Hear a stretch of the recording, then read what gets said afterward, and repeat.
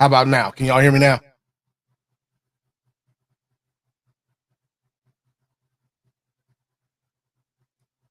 Test, test, test.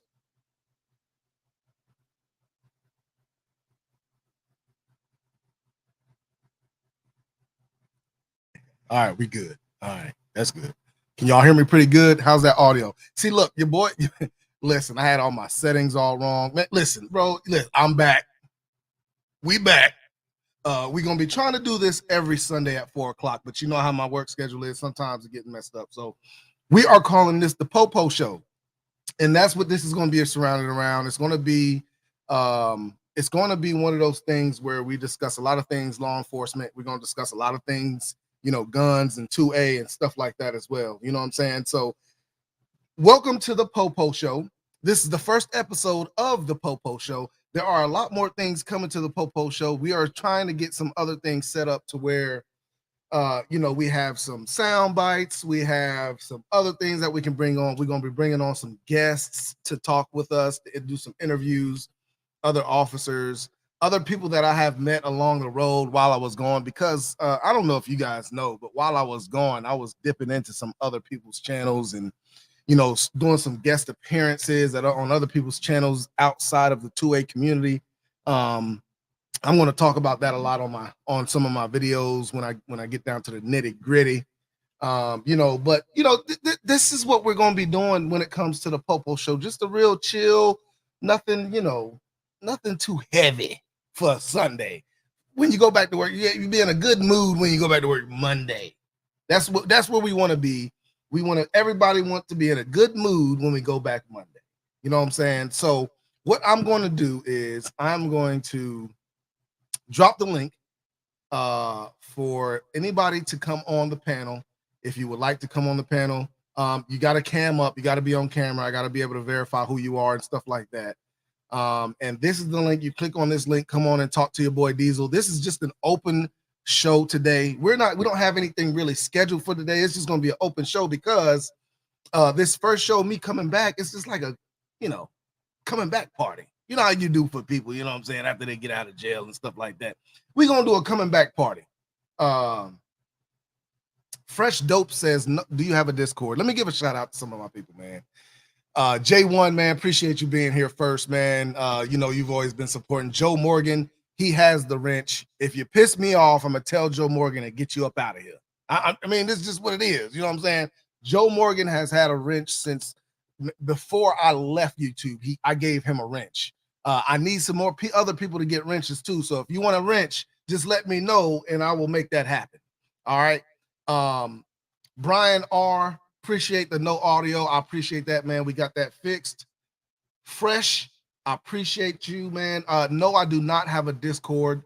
I have not gone to Discord. Don't want to really go.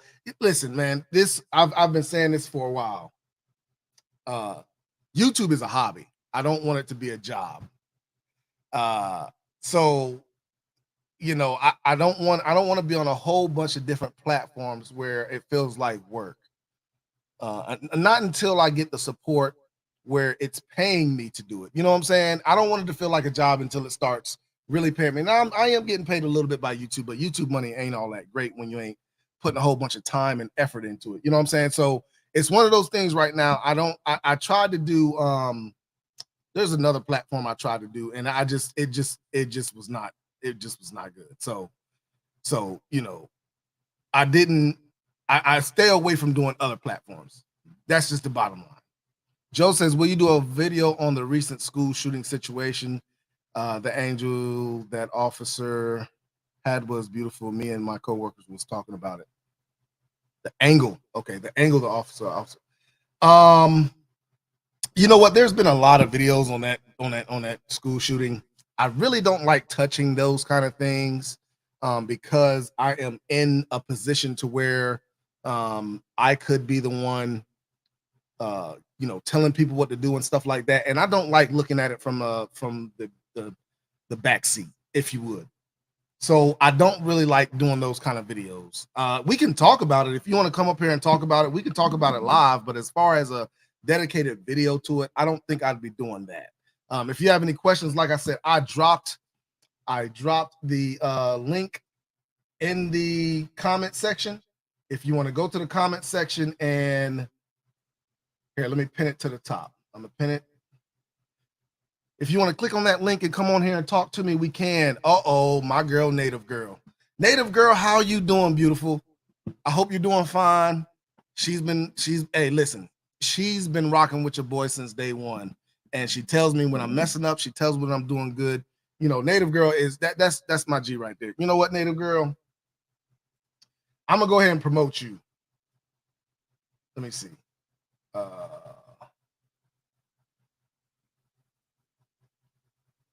Native Girl's the moderator. She's got a wrench.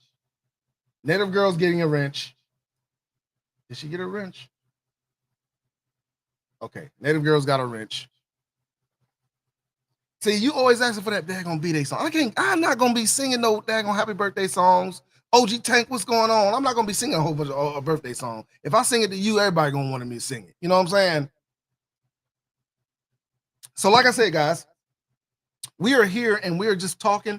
This is not I don't have a script for it or anything like that. We're just talking. We're trying to do this first show, get this first show out of the way. I want to get rid of some of these cobwebs I got from doing these lives, man, because these lives were something that I used to do on a regular before, but now I've gotten away from it. So it's kind of hard for me to get into these lives. My man J1 in the background. Let me bring my man up real quick. J1, hey, what's going on? What's going on, baby? Where the hell you been, man? You know where I've been. You know where I've been. So I don't know if y'all know J1. Me and J1, we met on another platform. Where we met? Was it a Fight Club? Yeah, I think it was Fight Club, and then we was probably on a panel with someone else's joint too. Right. So that's what I was. You know, some of these videos. Listen, J1, I was around before Fight. I'm not throwing no shade or nothing like that. I was around before Fight Club, right? I had a channel before Fight Club came out and all that stuff. Before I even knew about Anton Daniels. Yeah, you've been on for a minute. How about it? Right. So when I took a step back, I got into going over to what they call the manosphere talking points and the manosphere channels. And what mainly made me go over there was Anton's show with Jay Prince. And if you go back to the early shows that Anton had with Jay Prince, you saw me in my car working at night. I was working night shift because we were so short-handed, you know what I'm saying? And that's why I had to get away from YouTube, but I still want to have a little presence on YouTube. So I found it over there on that side of the manosphere. And that's where me and J1 met. J1's a cool guy, man. He's real down to earth, real cool. He's from, you know, he's from the upstate, so I really don't trust him like that. But he's good people, man. He real good people. You know what I'm saying? Listen, just how we be seeing you on stream working, you see me and where I'm at. I'm always working. Always at work. Always at. It's you and there's another one, tactical skillionaire or something like that. He's always at work too. You know what I mean? And you know I know about that overnight. I definitely know about that overnight, bro. Right, bro. George Sin from Russia. Man, that's what's up, man. Greetings. Las Vadanya, I think it is. I think that's what they call it. Is that bye or is that hi? I don't know what that is. I'm sorry if I said the wrong thing. I think that's yes, I think that's a goodbye. Oh. But I don't know if it's a well, let me say it in my Russian accent. Welcome. Was that good? It'll do. No. Okay, all right. That's what I'm talking about. So what you been up to, man, today, this Sunday? What you up to, man? Well, actually, I was on the bike. I was actually riding around. Had to get the sun in what I could. Right. So how's the weather up there, man? I know it's a little bit cooler up there than it is down here. In the morning, it was about like around like mid 40s or whatever. So I had to put the leather jacket on. Then it warmed up a little bit. It got closer to 50. You know what I'm saying? But I still wanted to get on the bike, man, because yesterday I rode to go see my brother. We had went out or whatever. So I just had that bug in the morning. A couple of days from that, supposed to be really nice. Supposed to be in the 70s. Right. So you know what I'm saying? I can't wait to get me another bike, man. I'm gonna get me another one, man. I don't know when, but I'm gonna get me another one sooner or later. I don't know if I have time to ride it, but I'm still gonna get one. Yeah, I need to get another one, man. Because listen, man, I love this bike, man, but I still be getting a lot of trash for it. Like, hey, you should, man, and you should. It's that little ass bike. You know what I'm Listen, saying? man. They probably I take mistake it. you for a female when you got all your gear on. Listen, You not right. at all. It's impossible. but but they did. What's that? One homeboy, he's like, yo, man. He said, man, you got your girl's bike over here, bro. And I'm like, oh, you got jokes. But Right. then the funny thing is, everybody talk trash about it. Then they look it over. Then they're like, yo, you know what?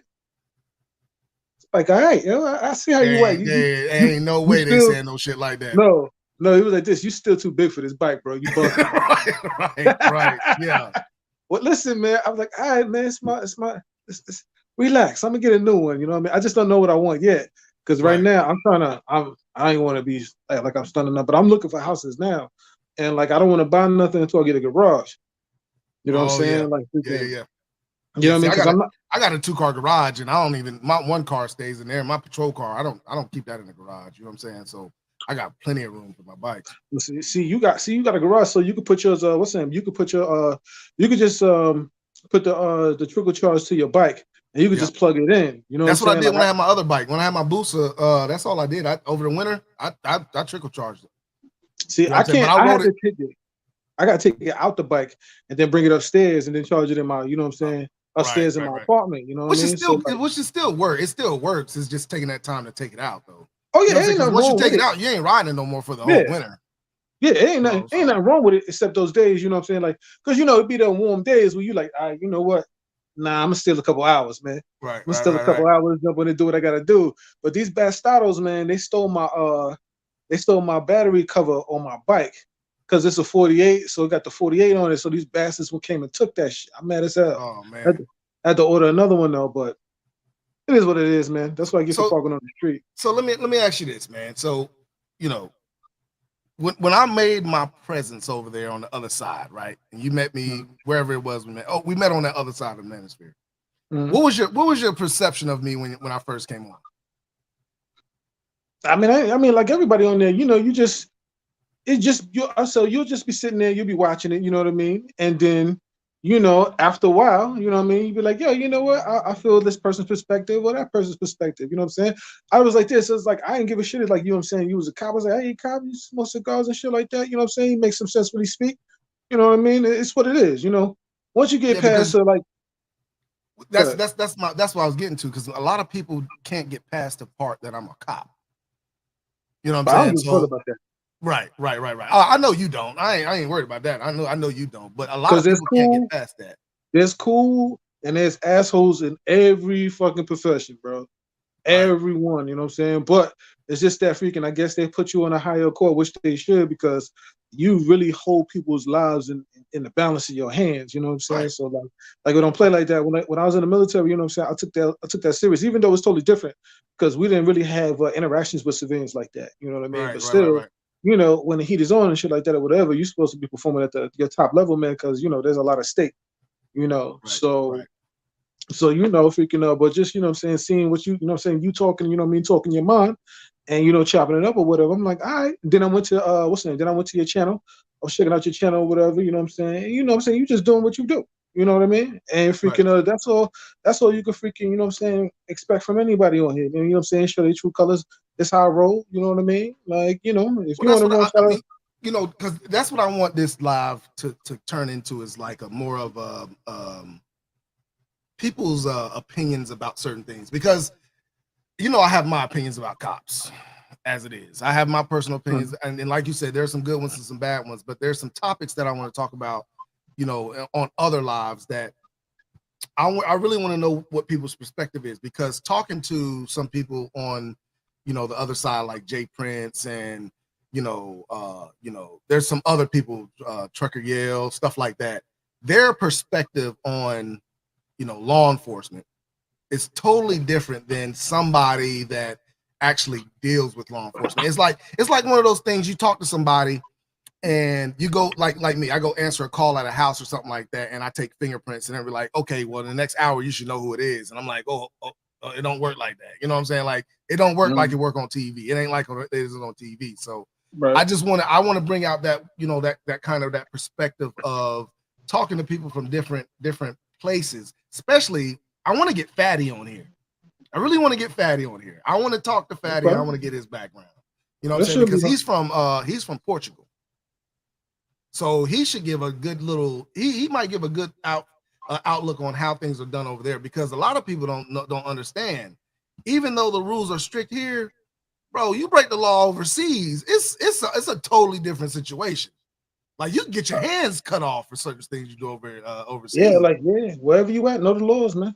Know the laws wherever you at, man. Singapore, they ain't playing. They are not playing, bro. They hang the drug dealers. Yeah, they ain't playing in Singapore at all. Life. Yeah, man. Shoot. So spit on the streets. Right. So do you carry or anything like that? What's the name? I'm an owner. I'm not a carrier. You know what I'm saying? Like, back in the days, I did some dumb things back in the day, but well, it's illegal to carry in your state, right? Yeah, I can't. We can't carry out here. But I mean, speaking basically, I got only one. You know what I'm saying? I don't shoot it like I should actually. Right. You know what I mean? But it's just tucked away, really. You know what I'm saying? But I definitely need to be more active. You know what I mean? Because nothing. You know, practice makes perfect. You know what I'm saying? Not that you're trying to do that. But, you know, for me personally, you know, I can't really say anything necessarily bad about my interactions with cops, because whenever I interact with a cop, you know what I'm saying, I always give the respect, so the respect should be given back. Right. So, you know, there's been times or whatever when I'm my younger days, because I was a federal officer too. But it's even though it's TSA, it don't count, but it count. You know what I'm saying? So it count in airports. They count in the airports, bro. so there's been times or whatever, you know what I'm saying, like that I've been freaking in the wrong, you know what I'm saying, and freaking dealing with cops or whatever, and just because of me being, like, you know, respectful, just off GP, not that I'm doing anything wrong, just off respect to that, you know what I mean, that they were like, yo, dude, it's just a job, you know what I'm saying, and then I've had cops actually thank me for the interaction, because they be like, listen, bro, you have no idea the shit we got to deal with on a regular fucking basis. And how people just, you know what I'm saying, just blatantly disrespectful or whatever. And not for nothing, I see both sides of it, because at the end of the day, you know what I'm saying, you're a civil servant. So if a person is disrespectful, that is their right. It's not what they should do. But at the end of the day, it's their right to be able to say whatever they want, because not for nothing, you're on the job, they're not. Oh, yeah, no doubt. Yeah, I mean, and that's exactly how I feel about it. I mean, I don't demand respect. You know what I'm saying? That's the thing about a lot of cops. They demand respect. I don't demand respect, but respect is given and it's earned. You know what I'm saying? So if you're not giving me respect, don't expect it back. Expect it to come back. You know what I'm saying? That's my only thing. Right. So, you know, I give the same vibe that I'm getting from a person. It doesn't matter who it is. If you're giving me the vibe of being disrespectful, I'm gonna give you that same vibe. And the thing about it, then it's funny because like it's been times where you can see in a cop's face the frustration. Because let me tell you something, man. Y'all do the hardest fucking job out here, bro. I don't care what anybody say. I could never be a cop. When I got out the military, dog, everybody's trying to get me, especially when I was trying to get my permit to, you know what I'm saying, to have firearms and stuff like that. It's like, oh, you got military background. It's like, why don't you just be a cop? And you know, with these jokers over here, these cats in this freaking department, they'd rather you be a cop than have some dude have a gun that's of a certain color or whatever. You know what I'm saying? So like, yo, why don't you just be a cop and this, that, that? I was like, nah, I can't do that because not for nothing. I respect the job and I respect the badge. And I remember one time I got pulled over. I saw this dude, right? He was pulling somebody else over. And I went up the block. I made a left. And I was in front of this. I was behind this car. This car was going stupid slow, right? So we were at the red light. So I'm planning to go around them. You know what I'm saying? And you know how like some people go dumb slow, and then they see you trying to get around them. Now they want to speed up. Nah, you ain't getting in front of me. Dude, you're just going 5 miles an hour, man. Have a good night. Let me get past you. So I sped up. Cop hit the sirens and shit, pull me over. And then freaking, I'm like, okay. So he came up to the car, right? And he was like, hey, man, you know what you just did? You know what could have happened? Blah, blah, blah, blah, blah, blah. And it was the same cop. So I knew he was flustered because of the last person he pulled over. And I swear to God, I don't know if you ever saw that Dave Chappelle skit when he was like, yo, getting pulled over by the cops and shit with a white boy is different. Oh, yeah. Oh, yeah. I saw that. Yeah. This clicked in my head, and this is exactly what I told him. He was doing all that. I put my hands up, and I was like, listen, I am not trying to argue with you. I didn't know I couldn't do that. I swear to God. I swear to Christmas. I said exactly what Dave Chappelle said the white cat in the car said to the cop. I swear to God. He looked at me, and he took my license and registration, and he walked back to the car. He comes back. he comes back to the car, right? Because I ain't got nothing on. I ain't got shit. I ain't got shit or whatever. He came back. He's like, yeah, man, I'm just gonna give you a warning, bro. Yeah, man, I'm sorry about that. You know what I'm saying? And so I had to, because when you're in the military, you go through the levels of de-escalating situations. Right. Escalating, you know what I'm saying, taking it down a notch, as you see fit. So he was like, yeah, man, I'm just gonna give you a warning, bro. I'm sorry about that, man. You know what I mean? Da-da-da-da-da. But you can't be just going around somebody and driving around them and doing all that. Da-da-da-da-da. I was like, well, I thought it was 2 lanes. And but that's my bad, man. Straight line to the man, straight line to him. But listen, man. Listen, man. This is something we have all done. Yeah, no doubt. Yeah. You know what I'm saying? When someone's going 2 miles an hour, but it's all good. So like I've been in a situation where anytime I've been like, you know what I'm saying, pulled over with a cop, I always get all my information and everything out first. I always put the light on. I put everything out first. Because at the end of the day, I don't care what anybody want to say. I'm not talking shit to nobody that got a firearm on. I'm just not doing it. You know what? I hear people say that. And it's always okay to debate an officer. If you feel like the officer isn't wrong, it's okay to debate him. But there has to be a time where you understand what the dynamics of this interaction, right? So if this officer who has the ability to take your freedom away and says you're under arrest, at that time the debate is over. You get what I'm saying? Like there can be a debate. I don't disagree with that at all. If officer says you did something, you didn't do it, okay, you can debate. But at the time where he says, okay, you're under arrest, turn around, put your hands behind your back, I'm sorry, but the debate is over. Now it's time to go to court and take that in front of a judge. You know what I'm saying? Like, see, Diesel, that's not what I'm speaking of. What I'm speaking of course, don't get me wrong, I'll have a conversation. You know what I mean? Especially if I feel like an officer's not doing what he's supposed to be doing, because at the end of the day, you're on duty serving. You're the civil servant, okay? You're supposed to be in authority, but you're supposed to have the most respect. Because you're serving me and I'm paying your freaking tax, I'm paying your freaking salary. What I'm saying is, why would I want to agitate somebody with a pistol when there's no need to agitate somebody with a pistol? I'm just taking it to the basic forms. I'm just taking it to basic, you know what I'm saying, man on man, mano a mano, just basic shit. I'm not gonna be all chippy with somebody with a firearm and a freaking badge with backup. I'm not doing that. You know what I'm saying? With backup. I'm not doing that shit, Holmes. You know what I mean? Right. I'm being respectful as possible. Now, if I feel like you're doing something egregious, yeah, I'm gonna let you know. I may pull out my phone, and I think that these phones and these cameras is really the equalizer in certain situations. It's good. You know it's good to have, man. I'm telling you. You know it's what I'm saying? but see, the thing about it is it's good on both parts, because I've had officers get complained on about something. Right now, I'm working on one right now of a complaint. The guy said the officer tore his console up when he was searching his vehicle, and the damage that he said the officer done, you can clearly as day see it on the camera. It's already damaged before he even touched it. You know what I'm saying? So it's good on both parts. The cameras work good on both parts as far as protecting the officer and the citizen. You know what I'm saying? Because even with me, when I was working the regular road, man, I'm gonna do a video on this. Actually, I was working the regular road and I stopped the vehicle, and I stopped him for speeding. I walk up to the car and I asked the woman for her license and registration, and she says, "Can you tell me what I got pulled over for?" I said, "Well, ma'am, I don't give any information until I get your information first. I want to know who I'm talking to first. So give me your license and registration. I'll let you know exactly what I stopped you for." And I said it just like that. Go back, give her a ticket and everything like that. She calls and says I was being very rude and intimidating. And so my sergeant had to go back, look at the video, and was like, she's probably just mad that she got a ticket.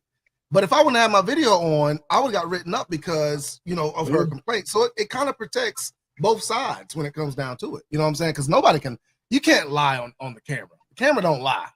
Right. You know what I'm saying? If they say you did something and it's on camera, you did it, bro. That's just what it is. Now, the funny thing is, I'm not going to front, Diesel. I do enjoy watching those videos where dudes come through and be taping shit. Oh, the First Amendment guys. Yeah. I'm not going to front. They call them the First Amendment auditors. Yeah. We just had one other day. Let me tell you something, man. I swear to Christmas, bro. That is entertainment on top of when they be telling officers, no, you're wrong. And they be like, you can't. That's against the law. They know it ain't. Yeah. He was like, all right, let me get back at you, man. What's the sergeant? we just had one not too long ago. Matter of fact, I think it was Thursday. We had one Thursday, and I didn't even interact with them. They was taking pictures of the police cars and all that stuff. I just like, I don't know what they. I know they were doing that, just to do it. And one of them tugged on one of the doors just to, try to see if it was open. And I said, hey, do not touch the police cars. It's not your property. Don't touch them. He was like, why can't I go in it? I said, because it's not yours. Wow. I paid for it. I don't care. It's not yours. You know what I'm saying? So it's one of those things they try to irritate you and stuff like that. But I really don't have much to say when it comes to those guys. They come in and they try to do their thing and try to make officers look bad. And a lot of officers don't know what they're talking about. I don't know everything. You know how many laws are in the books? Like, I don't know every law that's in the book. There's no way of me knowing it. So yeah, I mean, there are a lot of things that they probably researched and they've gone over time and time again that officers just don't focus on, because that's something that we don't have to deal with on a daily basis. We're dealing more on larcenies, shootings, and stuff like that. We don't have to deal with First Amendment stuff on a daily basis. You know what I'm saying? So it's one of those things where, yeah, they're probably well more educated than we are because we don't study it. So do you think in a way, what's the name? That is something that I know that what's the name, you have to worry about what's in front of you. You have to worry about what's in front of you, what's plaguing you guys right now. But shouldn't that be just like the basics? As an officer, you should know these things. Not every law, but if we're talking about like the First Amendment, we're talking about these. But you're talking about the meat and potatoes of First Amendment, like where a person can go when it comes to the public building, stuff like that. If it's so one of the guys made a comment about, the fence didn't have no access to something to the point of it didn't have a posting of no access to civilians or for employees only or something like that. It didn't have. So he felt like he could go inside the fence. And but even out of First Amendment law, first degree trespassing is if there's a barrier and it's not your land, it's first degree trespass. So it's still a law that you're breaking. You might feel like you have that right because of First Amendment or whatever, but if it's not your property, you can't just go on there if you want to. You know what I'm saying? Like, so it's one of those things where a lot of people get confused because anybody can be persuaded that they're wrong if that person sounds smart enough, right? You know what I'm saying? Right. So these guys go and they start, barking off general statutes. They start saying all this other stuff about stuff that people probably haven't never heard of. And it's like, okay, is he right?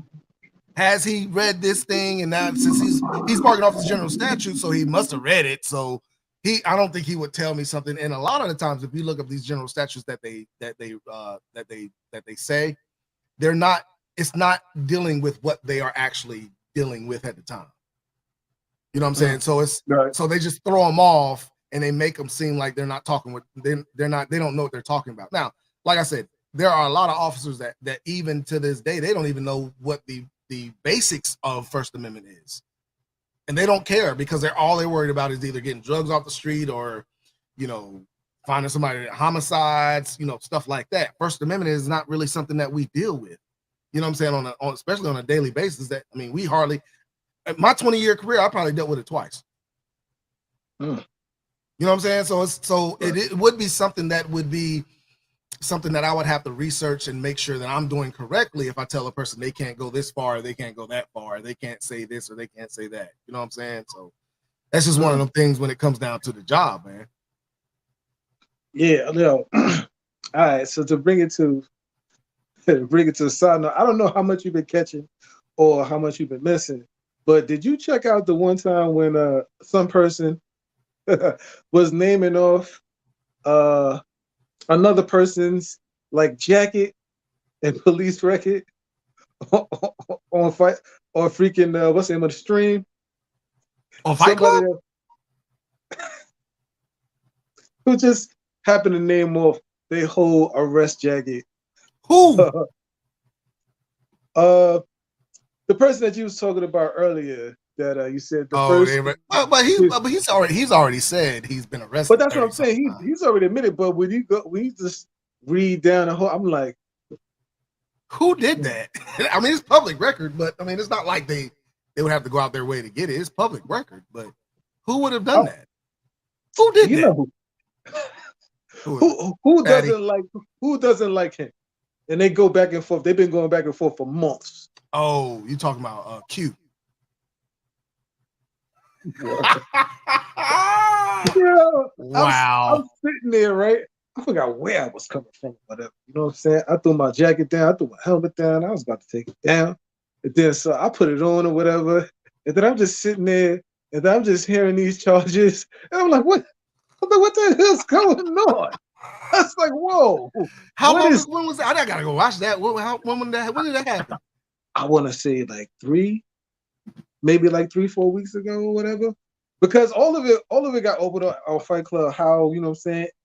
How Time Dog and him split up, and then him and this was okay. So this probably was during the time when him and Fatty split up. Then, yeah, like after that. Like I think it was after that. If my memory serves me right or whatever. But it was all like in the last 3-4 weeks. This all was going down. I was sitting there in the bed because for a minute I dipped off. Like I don't really be on the streams like that. For like just for funny different reasons or whatever, you know what I'm saying? So like, you know, but every once in a while, you know, you dip in and like, you know, peep it out from the mountains and shit, you know what I mean? From the cloud. Right. So I'm sitting there, I'm like, what is shit going on for? I'm like, it's a I'm like, oh, really? What? And what was Jay Prince saying? Did he say anything? No, I think you know they had kicked him off. You know how they do, bro. Oh, they give him the boot, whatever they boom. And then she started reading it all off, and everybody's like, "Oh, word? Oh, you got that charge or whatever." But all of it wasn't really crazy. It's all Jay Prince. Anyway. But then Joe Morgan. Hold on. Let me address Joe Morgan real quick because for one, Joe Morgan he owns a Taurus, and we know those are trash. But Joe Morgan is in the comments talking about he's married to a stripper. Joe, who's married to a stripper? Now you know Joe Morgan. He's one of my followers from day one, man. He's been here since day one, and I always get on him about these daggone guns. But now he's on here talking about. Hold on, you know what? I should have started because, he was talking about pop rocks in the bed. Hold on, let me find this. Joe, put that comment back up here when you talk about pop rocks in the bed, man. Where's that comment at? But he was talking about how she cooks popcorn naked in the kitchen and then have pop rocks in the bed or something like that. I don't know what the heck is going on in my comment section, guys. What are y'all doing? Okay, that shout out to Joe's life. That's how he got it rocking. Okay, hold on. Let me show this. He met a stripper he fell in love with. So let me tell you. Let me tell you about Joe. So Joe Morgan, he had my that cell phone. Oh yeah, guys, that cell phone has been cut off. I switched numbers on that cell phone. I was getting too many people calling me on that cell phone, so I had to get rid of that thing. But anyway, Joe messages me and he asked me how I'm doing and everything like that. And the first thing he says is, "Yeah, I met a stripper that I fell in love with." And I'm like, Joe, what the heck is going on with you, man? Okay, Joe, you too old for this, man. You too old for this, man. Here it go right here. That stripper gonna have you high blood pressure. Life's great. All right, that's what it is, Joe. He's like, listen, man. Y'all Joe do what living y'all life, man. I'm enjoying myself. All right. I don't care about the heart disease or none of that. You can fry me as much chicken as you want. My girl, get the native girl. Oh man, shoot. Hey, listen, I miss these lives, man. I miss going live. It's just a lot of work, bro. YouTube is a lot of work, man. Listen, it's a lot of work, especially if you want to get paid.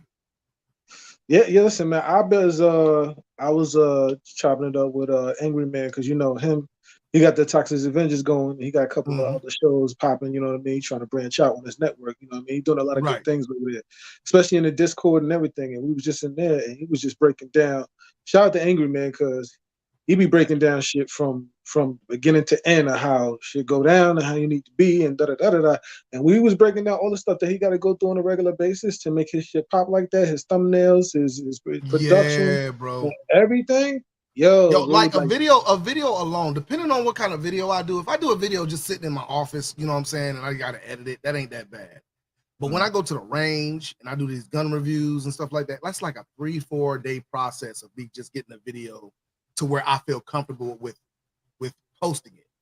Right. But it ain't but the editing is not finished. So I still gotta add the music, I still gotta add all the transitions, all that other stuff you gotta add to it to get it on YouTube to make it watch worthy, basically. You know what I'm saying? It can't just be a raw video, it's got to be watch worthy.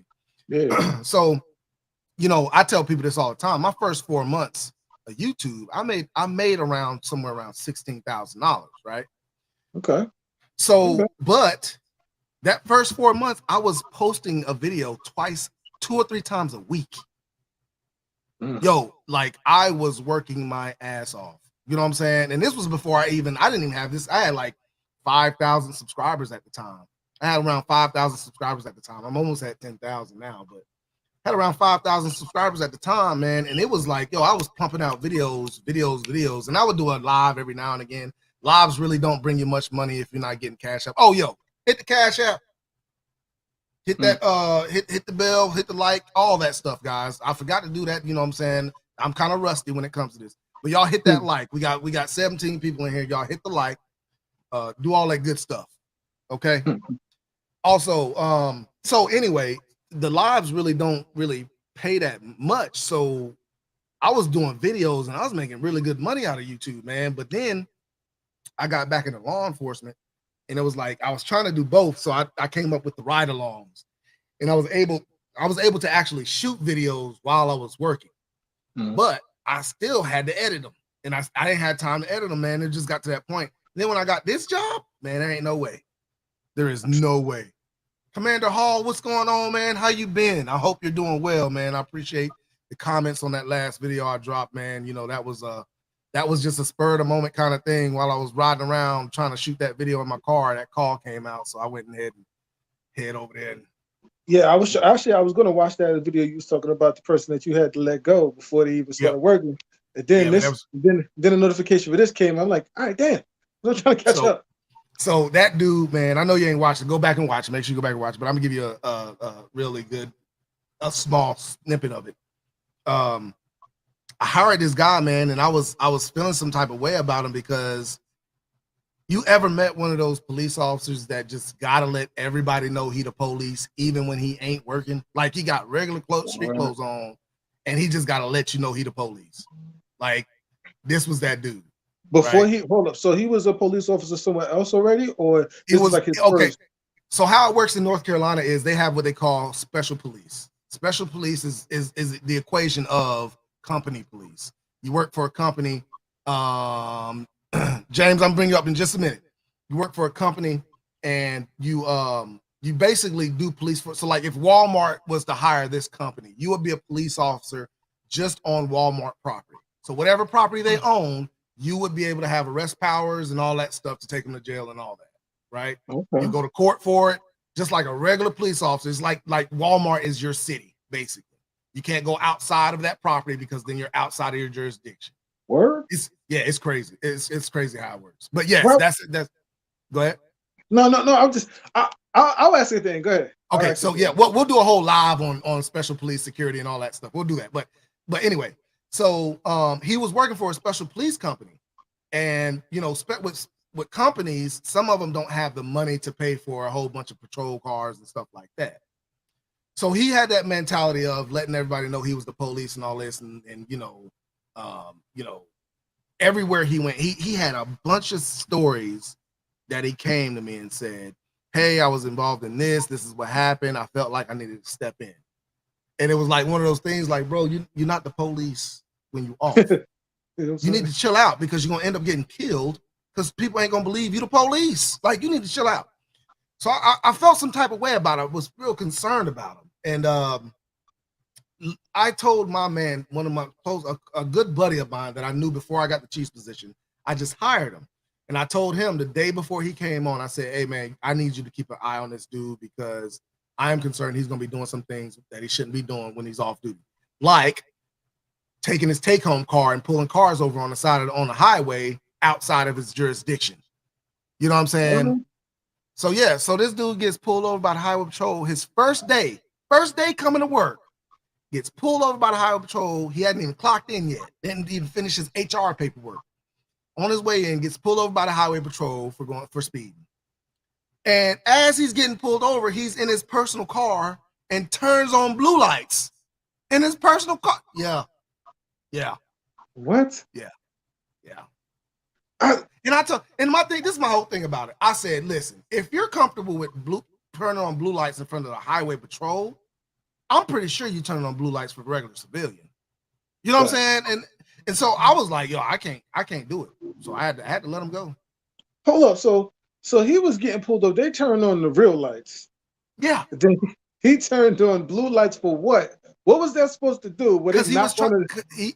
You know what? Hey, listen. So when I worked narcotics, let me bring James in. James, what's going on? What's going on? How you doing? Can you hear me? Yeah, we can hear you. We can hear you. Hey man, I just wanted to welcome you back. Appreciate it. You know, sometime on my channel, I get a little flack because I say certain things about law enforcement. Right. Me, myself, I don't have an issue with law enforcement. I just want them to do the right thing. But nevertheless, I just wanted to tune in and tell you, man, welcome back. It's good to see you. I'm happy for your position, becoming the chief. I was out in North Carolina a couple weeks ago because I drive a truck. So, hey, if you ever on 85, going through Rowan County, let me know. We'll meet up. Okay. And I wanted to tell you, your gun collection videos, I probably watched them about 70, 80 times in a row. That's probably why you got so many views, because I just like, you was kind of one of the inspirations for me to get a 1911. Hey, bro. Because I had never actually shot one. I got I got another video coming out on a new 1911 I got, bro. So I got me a couple 1911s. I had them on my old channel, but I posted a piece of bullfight from Mexico last year, and they terminated my channel for animal cruelty. So I had to start another one up. Yeah. Well, I mean, it was my first bullfight, Right. And it was just kind of like, if you don't see it in person, you'll just never believe it. Right. And I posted a piece, and somebody reported me, and I got the whole animal cruelty thing. So, what's your channel's name? The Alert Zone TV. The Alert Zone TV. Y'all tune in, subscribe to The Alert Zone TV. My man James Walker with the stinking ass breath and gold teeth. I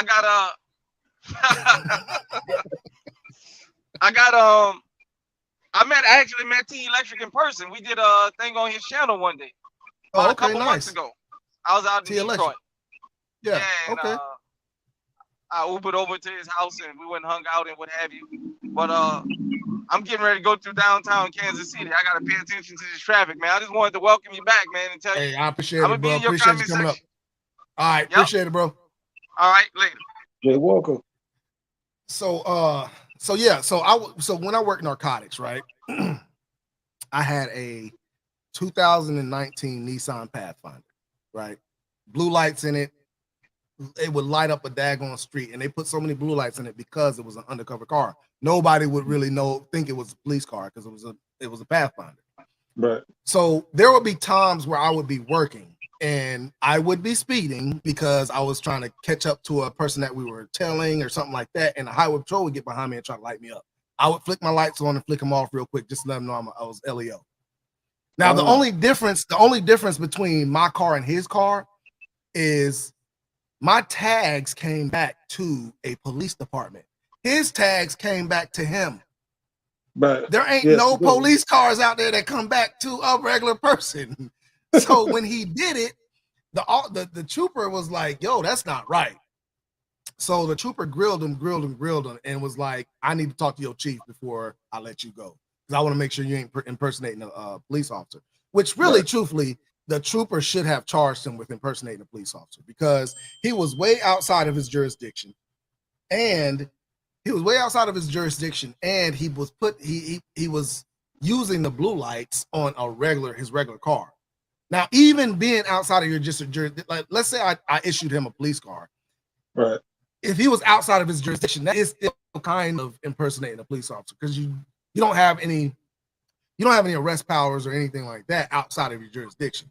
So it would be kind of looked at as impersonating a police officer. In my book, it would, but it was his personal car that he was doing it with, and that's the main thing that scared me was like, if you're doing it in your personal car outside of your jurisdiction, how are you gonna be when you 20 minutes outside of your jurisdiction on the way home? So yeah, that's why I let it go. Hey, Ray Official, I need you to get on camera, man, if you want to come up. Damn. Yeah, man, I couldn't do it, man. Sorry.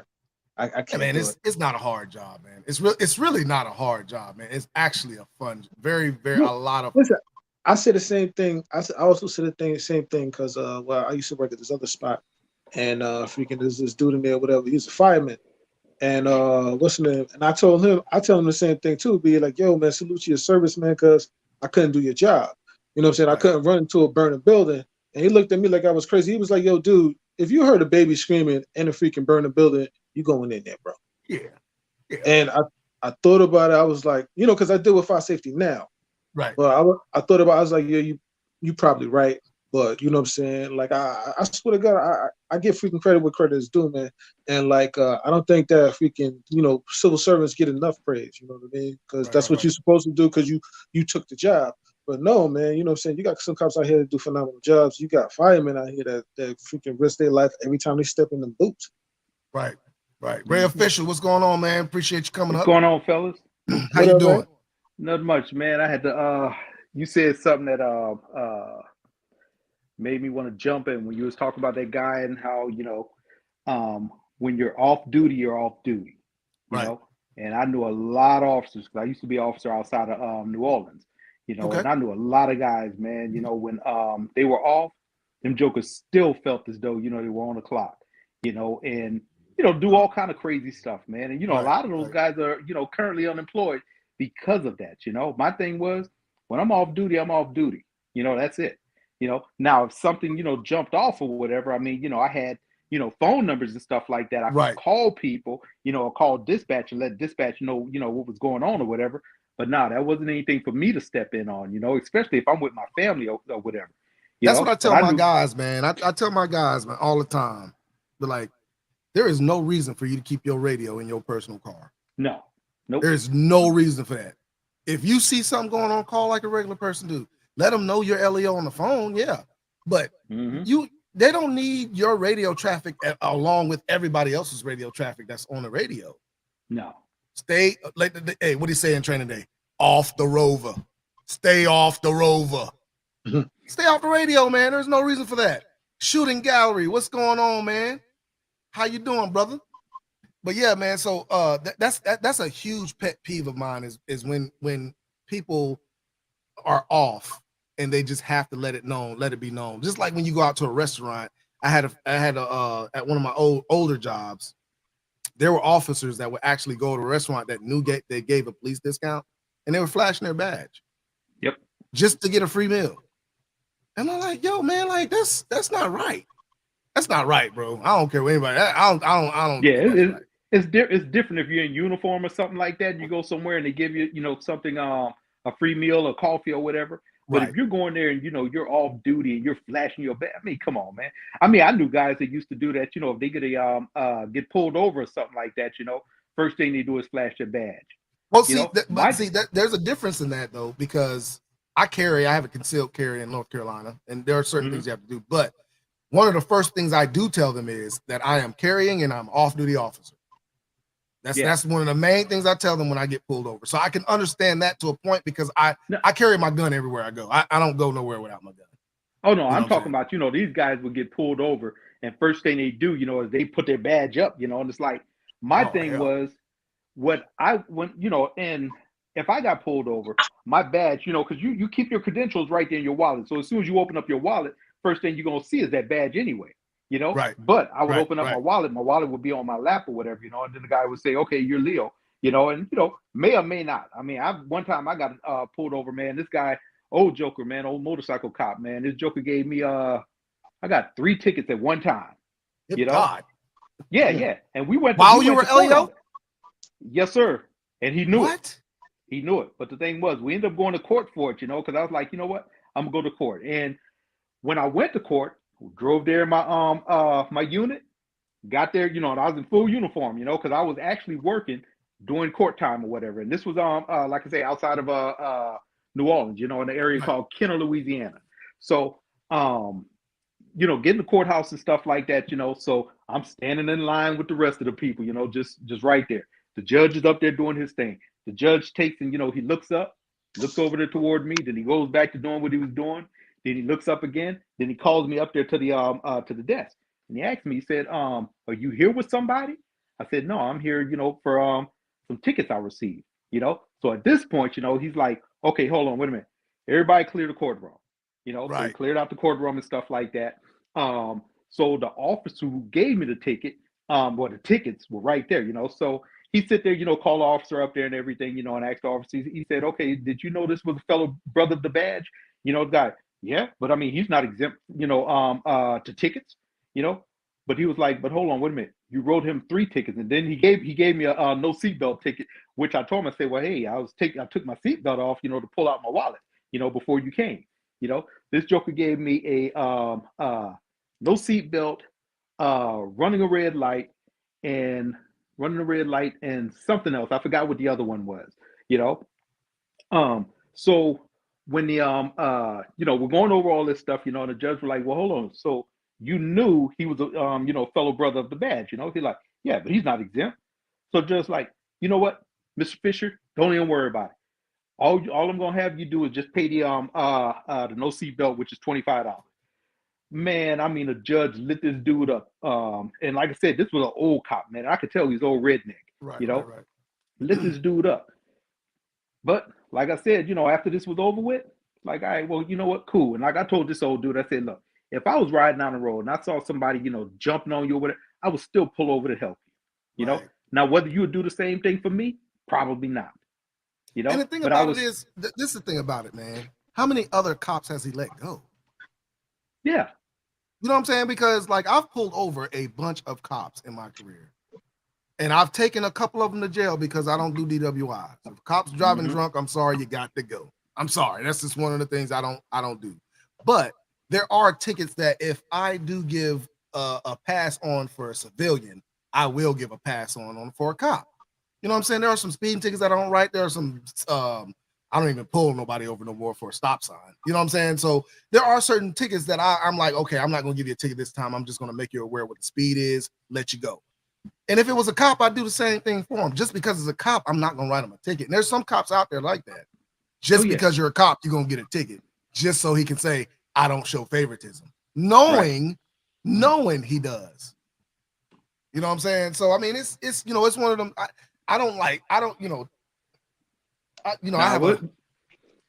it's just, like I tell people, I mean, you're going to have in certain areas, certain cops who are that whole racist mentality, or I'm you shouldn't be here type mentality, Right. Down there, down where I was at, you had a lot of them, man, because they just didn't like that fact, that whole thing, of a black officer and stuff, and all this, and I guess thinking that we're going to look at it like, hey, you know what, we're better than you, or anything.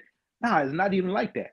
Right. Here, doing the same thing you're taking and doing a job, trying to do a job at the best of our ability, But like I said, you had some of them that just didn't give a damn. Even when I moved up to Newport News, man, I had I came from, well, you know what? I didn't move up here at the time. I was actually coming up here to go through the whole what was it, meet and greet and physical agility and all that stuff for Newport News Police Department.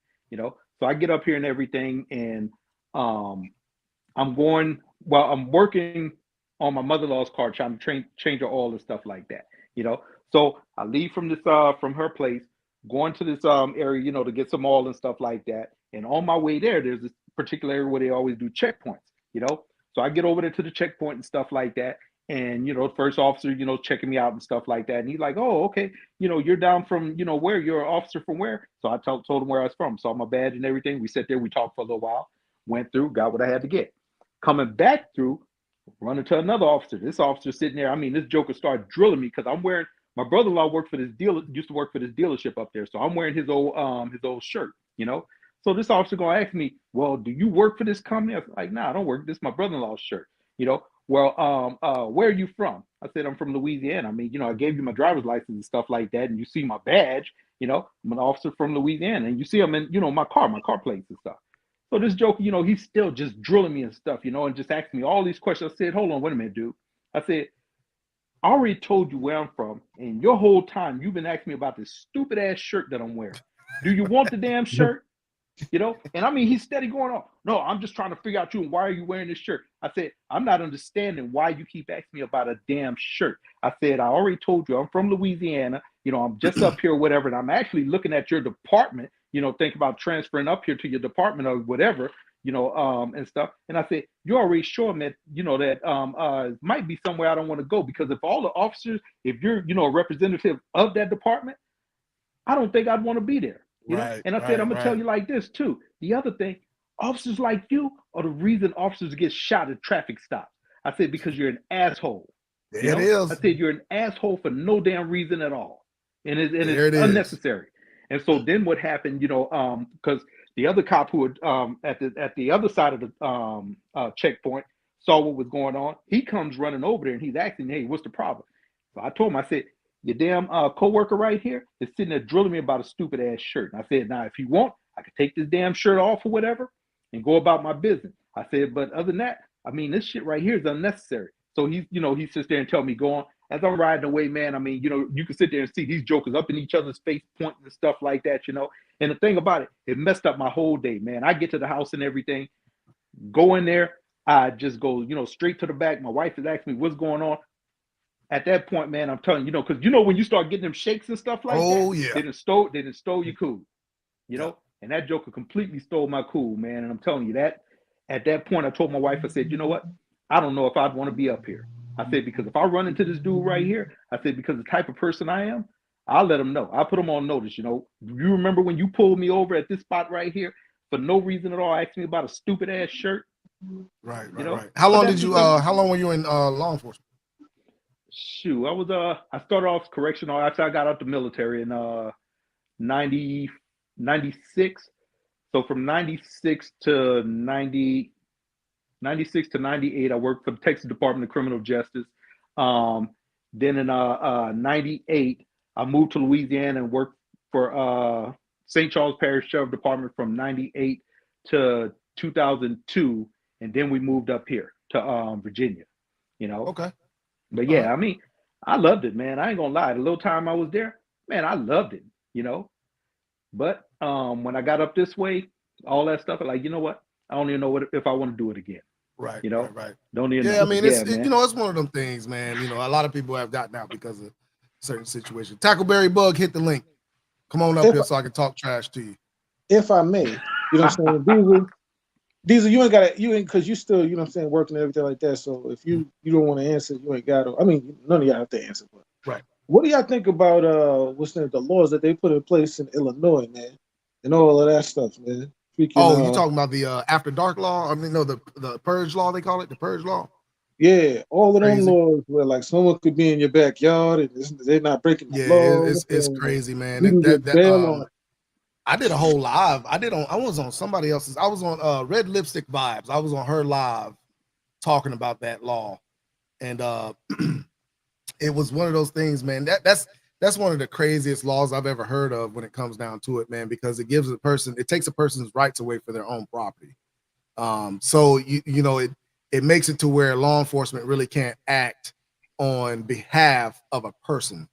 That person has to act. You get what I'm saying? So like, let's say somebody's on your property and you call the police out there to get them off your property. Police have no authority anymore to get them off your property.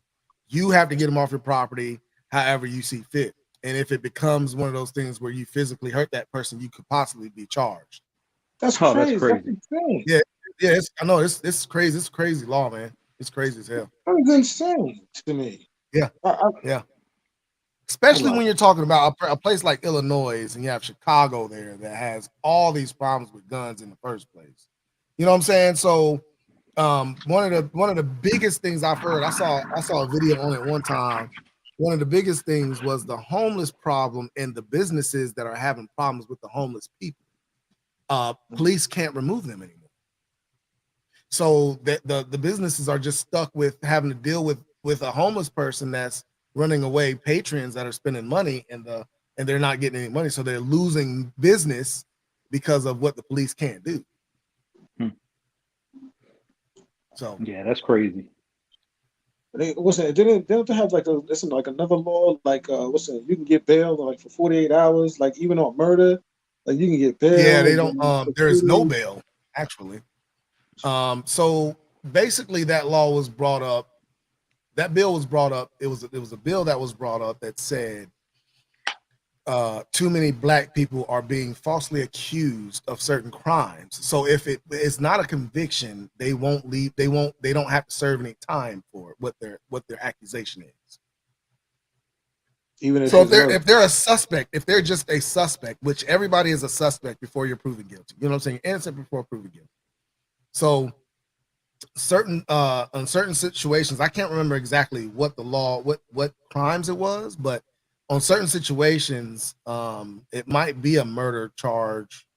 I can't remember, but some crimes you don't get a bail for. You sign yourself out.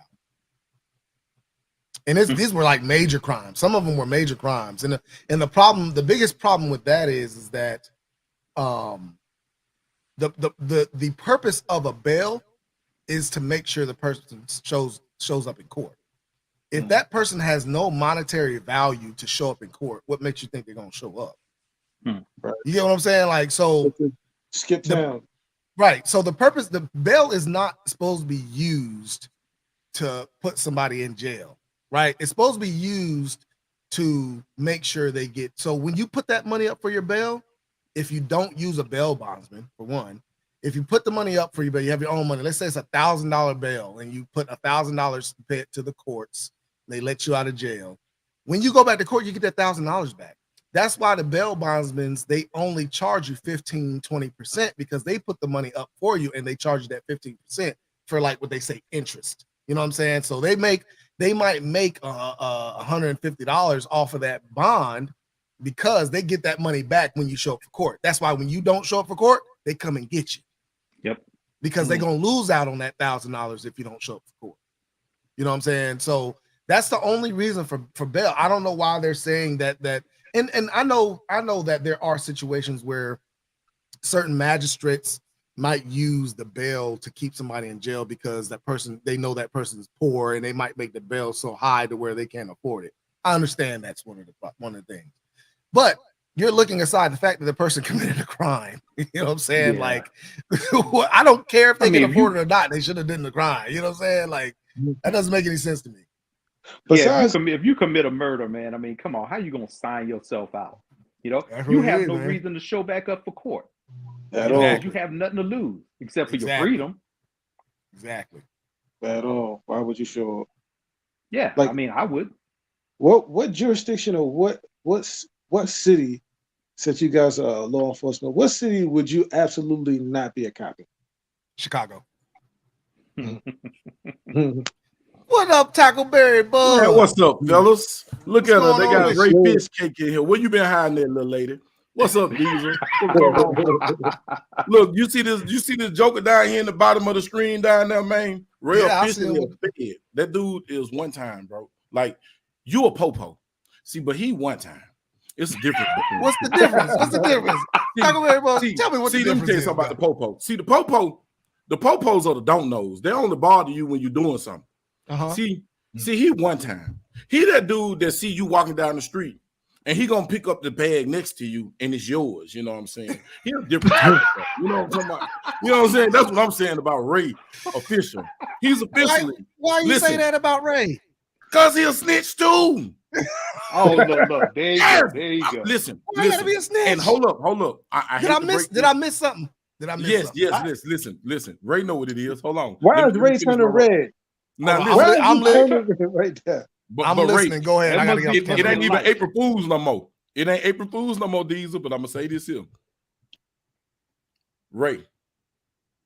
Don't you work with Cox? He works for Cox Cable, y'all. COX. Oh. I just had to get it. I was about to say, I was like, hold on, I was like, what? No, man. I ain't seen Ray, man. Ray ain't been answering the phone or nothing, man. He been acting funny. Then I look on TV. No. I look on YouTube. I see Dieseltv and I see Ray Official. I was like, oh, come on, man. You've been I was on your live whenever the last time you did. I know I'm bothering you. And I went out like a G, working. man. I went out like a G. I know you've been working hard, bro. I know you've been working hard. You know what I'm saying? They've been stretching them out because he worked for Cox. He's stretched out. Hold on. Did that man say you work with Cox?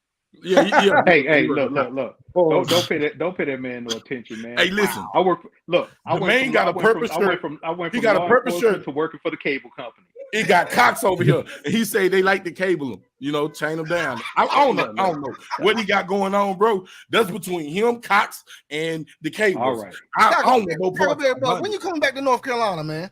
Man, listen, I'm supposed to be back in North Carolina. Let's see.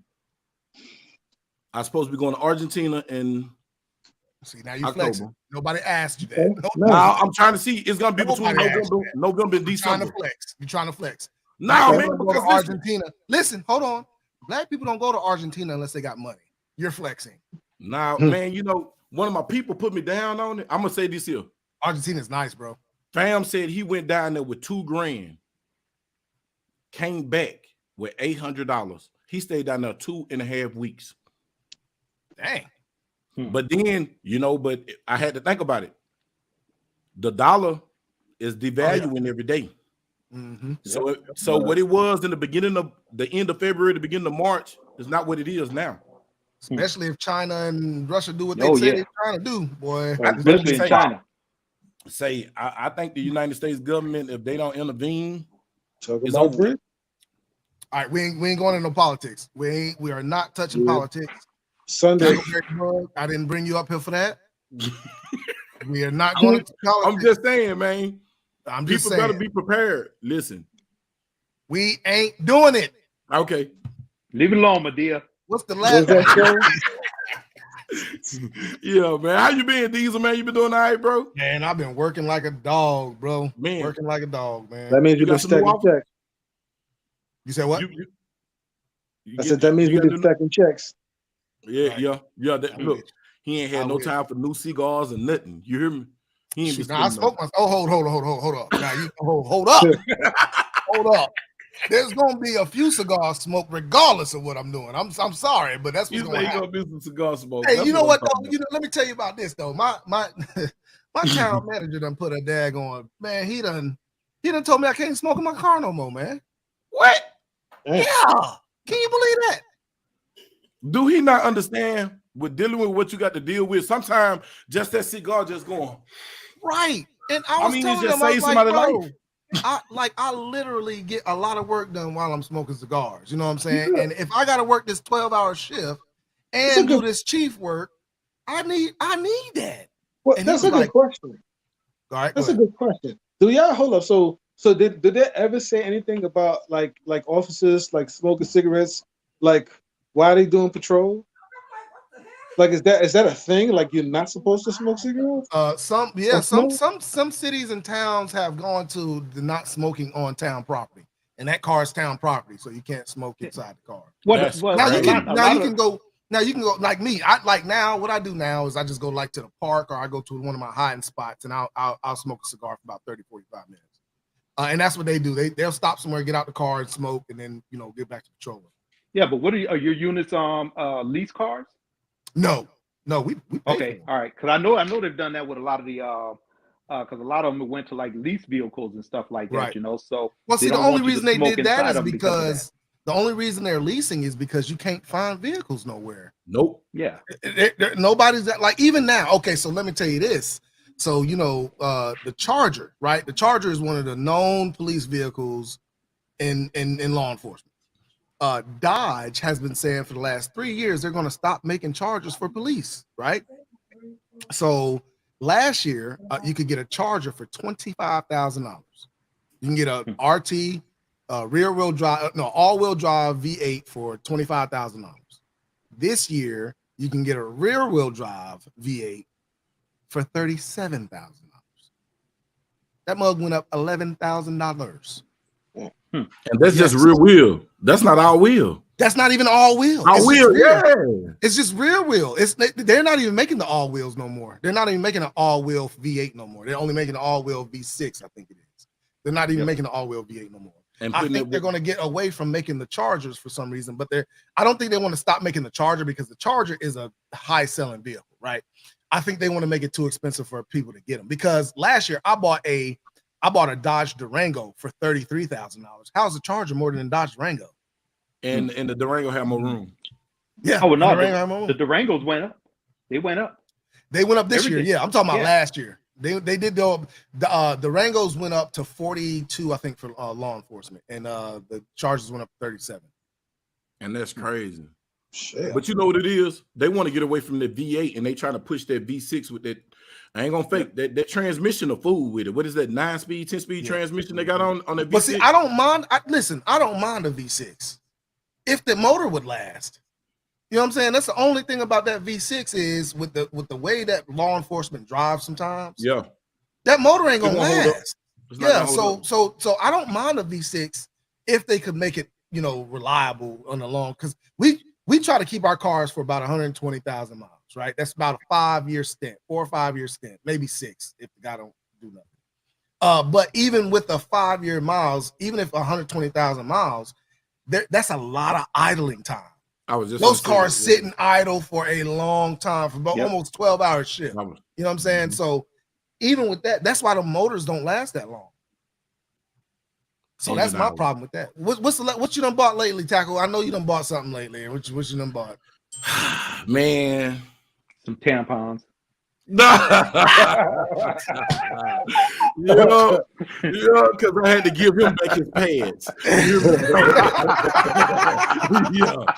I'm with you, homeboy. Yeah, then he gonna come over my house. He come over my house and steal my daughter's dish. You know what I'm saying? Your wife shit about to own. But anyway, you better leave me alone, boy. Man, I just got a SAR Tavar. A SAR? The Tavar. The Tavar, SAR, the one that the Israeli military used. Yeah, I know which one you're talking about. Because I thought it was an X95, but I forgot the X95 is straight. Well, you can't hide money, boy. You can't hide money. Yeah, so I got that. Y'all know I bought Mini 14s last month for my birthday. How many did you get? How many Mini 14s you get? So I got South Carolina, Connecticut police, Connecticut prison, Bureau of Prison. I got a Mini 14, then I got a Mini 14 ranch rifle, and I bought the ranch rifle just to get the folding stock to put on the stainless one. See, I don't like Mini 14s. I don't like that. You know what? Stainless one is nasty though, boy. It's nasty. I mean, they shoot good. I just don't like the old ones don't shoot good. There's a lie. They shoot straight 3-4 shots, and you always do this. I don't care. It's gonna. Oh, really? Yeah, it is.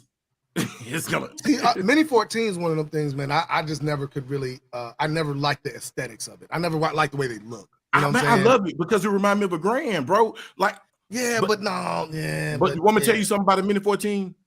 So, I'm not gonna say the name because I'm stop promoting these people and ain't getting paid for it. But just the range I'm a member of is very rocky.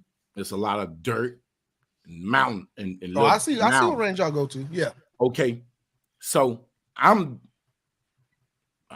it's a ranch rifle. Ranch rifle supposed to be able to do anything. You can be able to, you don't have to clean it. So right.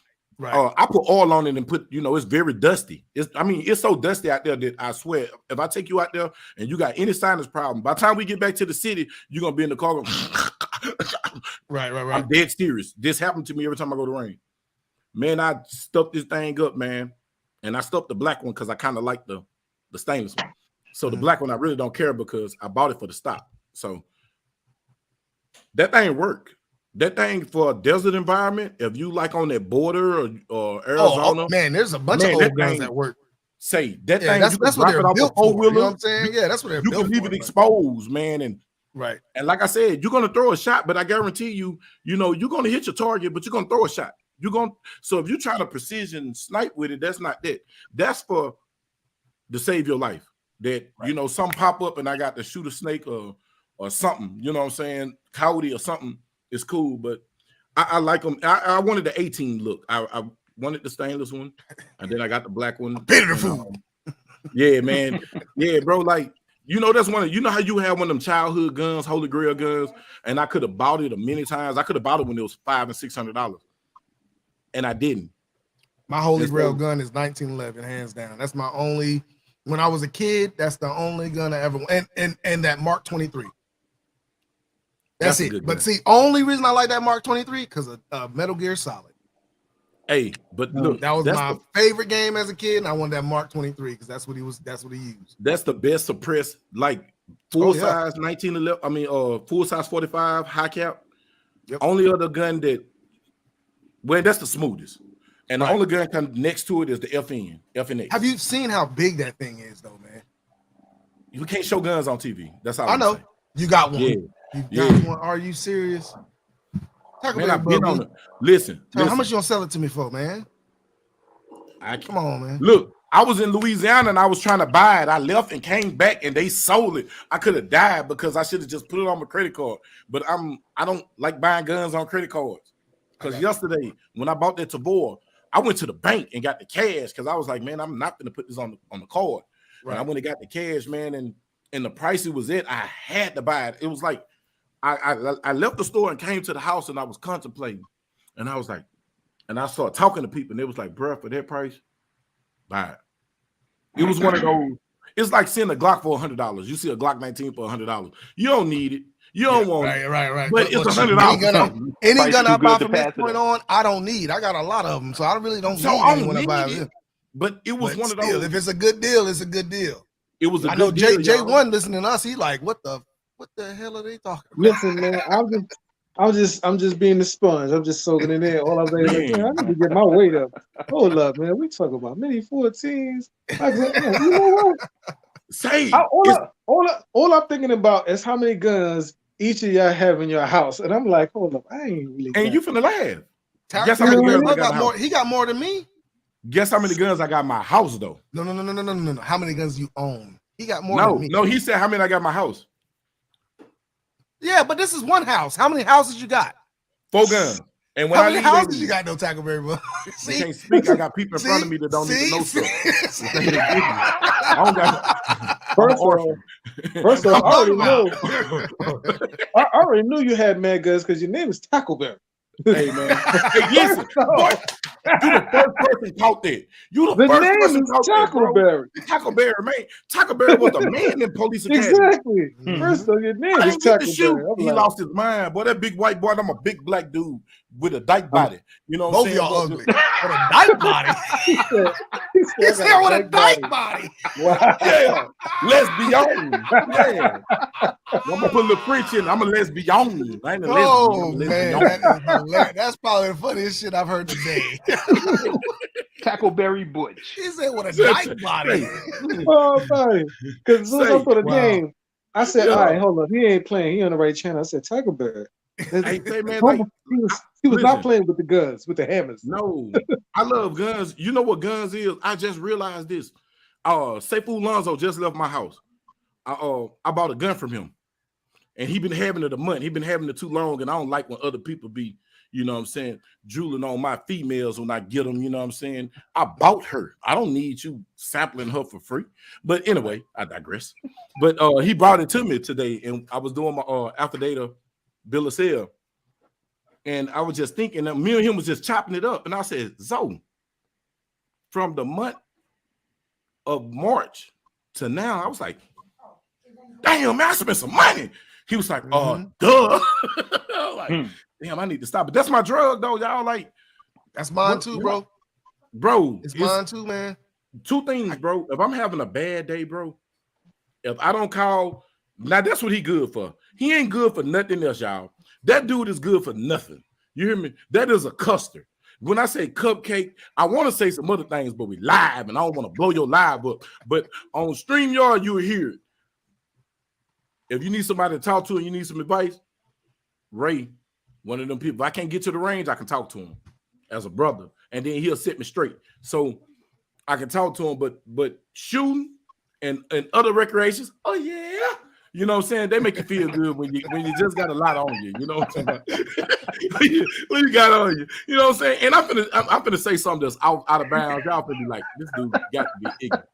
Bro, I'd rather shoot than, I'd rather shoot 1,000 rounds, bro. Bro, listen, let me tell you something. Listen.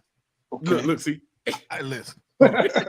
listen. Let me put my cigar down. Hold on. Listen. What I say is, why not do both?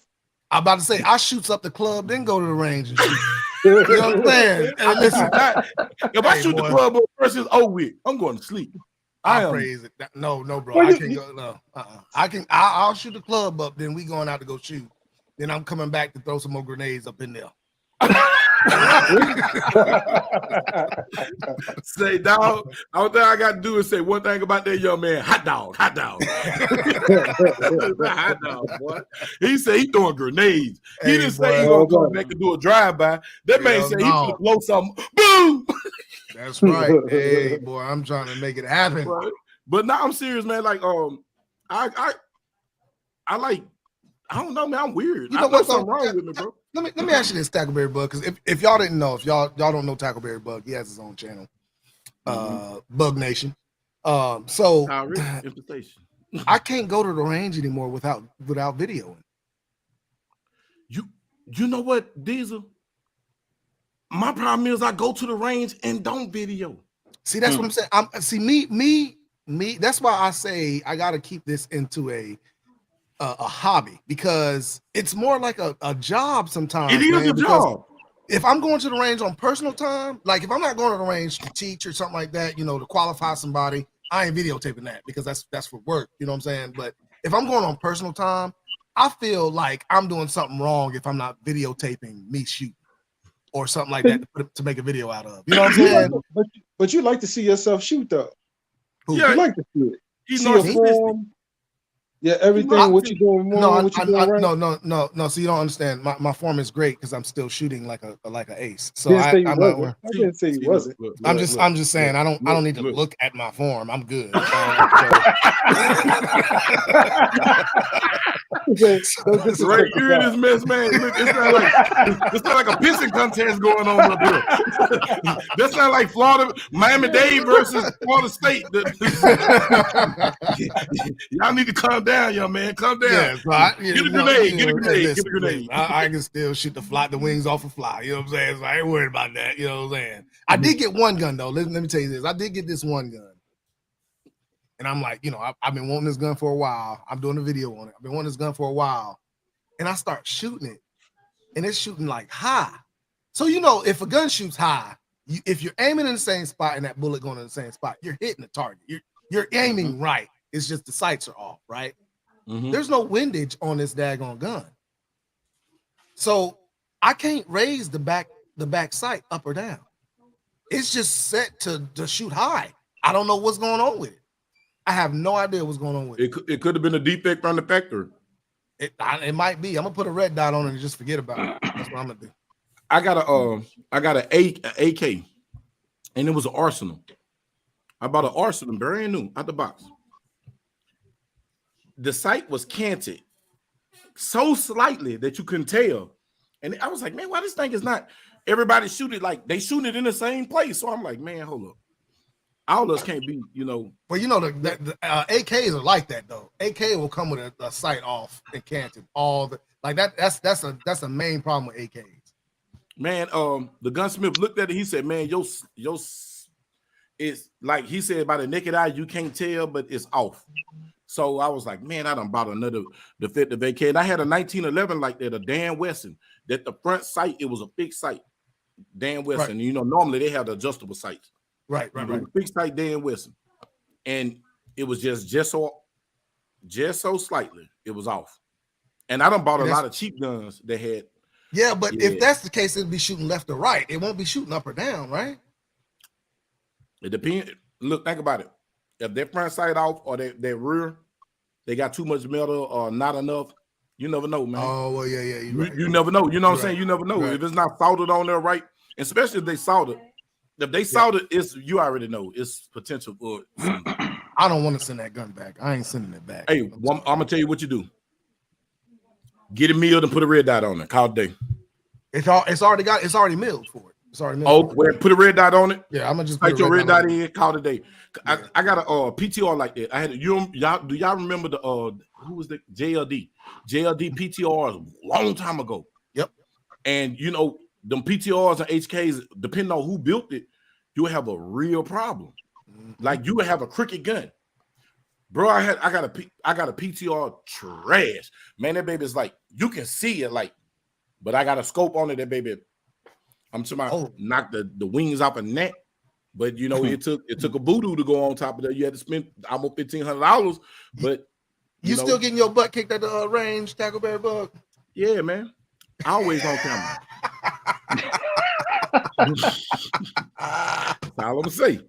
Always on camera, I suck. That boy shooting skills is. I'm to my. But let the camera go away, boy. You a daggone. You shooting bullets around the curve, ain't you? Hey man, I'm telling you like this here, man. X life for OB if I can shoot. I made him do 20 push-ups. He want a rematch, but he ain't said win. Yeah. So y'all tell life with OB. Tackleberry Bug said him and his come to North Carolina. I'll show you how to shoot, man. These said and I drive up there. You got the invite. You said what? You got the invite. You got the invite. Yeah, it's not a challenge. He just told you what it was. That's a fact. Listen, I can't challenge anybody that's not challenging. So this is going to be me teaching. This is going to be me teaching. That's what this is going to be. He said it's going to be a class. It's going to be a course. Yes, it's going to be a course. I'll bring the PowerPoint. I'll bring the PowerPoint and we'll get it done. No, it's going to be an introduction to shooting 101. It's something else. He said it's going to be a seminar. He said it's going to be a seminar. Get it done, man. God damn. Say, look, man. Brian Bridges said it. God damn. That man said it ain't a tap. Say, boy, I thought I could talk some noise, but damn, Diesel, you done shocked me again. Nah, man, I'm just saying, like, you know, hey, listen, I'm here to help. That's what I'm here for. You know what I'm saying? Like, you got some nice hardware. And I'm telling you, like, this is what I'll say about your collection. This is what I've seen with your collection. You got a lot of guns. Oh, yeah. But you got a lot of money when it comes to guns. Like, you got some quality, high-priced, nice gun. Like you go out and you pick your guns. Me, I got some nice stuff, but there's some stuff that I picked up just to see how it was gonna do. It might have been a $300 or $400 gun. You know what I'm saying? Like that surprised me. You know what gun really surprised me? What? It was that that's that what is it, a SAR? That SAR 12. The one that's built like the Shadow? No, the one that's built like the Sig Sauer P226. Oh yeah, that look like the P226. Yes, that is a phenomenal shooting gun. But I paid $350 for it, bro. But listen, you know how much that gun going for now? How much? That gun like $700-800. I can see it. P226 price. Yeah, I can see it because that gun shoots good, man. That's like a real good shoot. It's surprised, and that's when I started on my, getting these cheaper guns to see how, because I got that SAR that's built like a CZ. Silver one, the K12. It's K12. That's rough. what it is. Yep. It's rough. The trigger needs a little bit filing when you get out the box. Polish that gun up, right? That gun needs a good. All it needs is a good polish. That's it. It needs a good 4 hours of polishing. Not even 4 hours. If you get a professional do it, they can do it in an hour. Hey, yeah, that's all. You know what I'm saying? But that's what I'm saying. Like I got some guns that I bought cheap to try out to see how they work. Now there's one that I'll just regret getting. It's the I got it sit right here. What is it? Oh, the Arex, Delta. Arex Delta. I can't stand that. I can't stand the way that thing shoot. I can't stand it, man. Shoot like a toolbox. You know what I'm saying? So like, I mean. And I only paid $250 for that. You know what I'm saying? So I got some cheap guns, but I got some stuff with some value too. But you just got your stuff. I've seen your stuff, and I was like, I'm gonna tell you a gun, because I got Athena, I got Atlas, I got an Athena, and I got an Aramis. I'm gonna tell you a gun that it's not better than Athena, but it's better than a Staccato. What? Yeah, and the only staccato they give I don't like it- staccato. No, Listen, neither do only I. staccato, the XC. Neither do I. It in the XC is XC good. is running hand to hand. But the money you paying for that XC, bro, it's not worth it. It's not worth it. You might as well just save you a couple more thousand, go get you a Athena. Yeah, I mean that's I'm what I'm dead saying. Like serious. that, Go I get you don't an think Athena, a staccato. A staccato is a good entry level 2011. I will say that. But even that Springfield, bro, that Springfield double stack Prodigy. DS Prodigy, that thing shoots great. What? Yes. No problem. Oh, now that's a short one. I'm thinking about No, the full size. bro. Any 1911, you gotta oil it. If you having feeding problems, you gotta oil that thing, man. Everybody I know with their Prodigy, like they got the Frankenstein it. They Atlas trigger. They got to change out so much stuff to make it. I got 1,500 rounds. But I'm gonna give you one. I'm gonna give you one that people sleeping on, and right now it's kind of cheap. So you might as well be trying to get them now because I got mine for dirt cheap. I stole mine, bro. I feel like that I robbed the FFL when I walked out with that. That bull armory. Man, do not. Oh, God, listen, yeah. I'm not getting paid for this. Which one? Man, listen to me. Any bull. What you mean? Yeah. Man, I first found out about bull. And they cheap. They cheap too. And they cheap. Man, I bought a bull 1911 Commander. Bull 1911 Desert Eagle 1911. That's what introduced me to bull armor. Man, they had the heavy barrel. Then I found the bull armor 1911, just like the Desert Eagle. Then I got the spike. I started saying, like, man, hold up, bro. That bull armor 2011 will give a staccato run for his money. And it's people competition shooting. Wait until they start winning these competitions. The bull armor gonna be up there with it's gonna cost a lot of money. You better get it. It's gonna cost you some money then, bro. So if you can get you one, it's low maintenance. It's a good. And look, you know this. When it comes to 1911s, it's two things you got to do to a 1911: clean it and oil it. Them guns, you ain't gotta clean it. You just gotta oil it. You gotta keep it all. Man, my bull, man, that's a misconception of a lot of people. When it comes to hammer fire guns, all they need is oil. You really don't have to clean them like that, unless you just dump it in some mud or something. But like if you just carrying it day to day, all you gotta do is keep it. I know a guy that put 40,000 rounds through a Beretta. It's a Beretta 92. 40,000 rounds, and all he did was oil it, and it finally broke. And the mechanism that broke is set to break at 20,000 rounds. You know what I'm saying? And you could tell it was never clean because he had buildup of black shit all in that thing. Carbon all through it, huh? All through it. 20,000. He did 40,000 rounds. He finally got it. He shoots competition. Matter of fact, it was the guy that was that taught the firearms instructor course for the state. And he was in all these competitions. He won a whole bunch of competitions, but that was his main thing was don't clean your gun the whole time don't clean that Glock the whole time you're in class. And them Glocks never fail. Hey, look. And you notice what they don't do to Glocks no more? What's that? So you've been around Glocks a minute. Yeah. You remember the old Glocks that used to be, when they used to import and they used to have USA on it? Mm-hmm. Now you remember the Gen 3s. I think I stopped seeing it at Gen 4. You remember that copper lube they used to put in the back and they tell you, don't clean the gun until the copper disappear. Right. Yep. Do not clean the gun until copper disappears. See, people don't remember this about Glock. They don't do it no more. They don't do it no more. It used to be on the rail of the slide and all that stuff. Yeah. It used to look like some type of makeup. You know what? I ain't seen that either. When that stuff was on Glocks, and they say you can buy that compound. I don't know what it's called though. But that lube, when that was on Glocks, you never heard Glocks fade to feed, fade distract. Right. None of that. Nope. It was, man, I'm talking about water.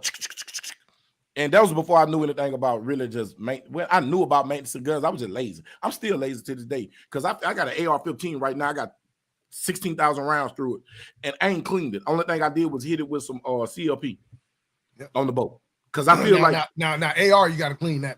You got to clean because the manual said clean every 6 months, whether fired or unfired. It tell you that. That's what the actual manual say. I don't do mine. I only clean mine after I take it to the range. I don't clean it. It might go a year without me taking it to the range, and I'll just oil it before I go. But I'll clean it after that. You know what I'm saying? But I keep my boat wet. I keep boat wet on AR. Right. You got to keep it. Yeah. You can't run an AR dry and expect it not to malfunction. But see, that yeah, that's asking for you asking for a broken extractor, you asking for a broken pin, you asking for something.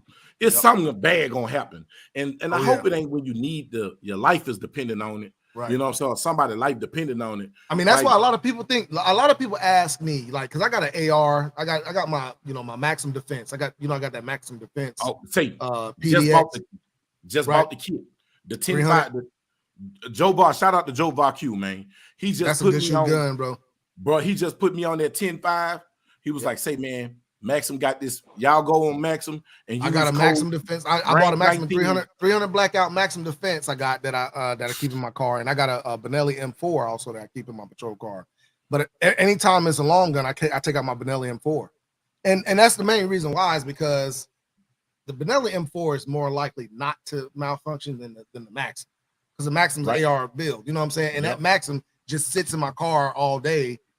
You know what I'm saying? A whole bunch of dust getting into it. So I feel more comfortable carrying that Benelli M4. Now, if it comes down to, where I think I'm gonna need that those rounds, I'm gonna get my Maxim out.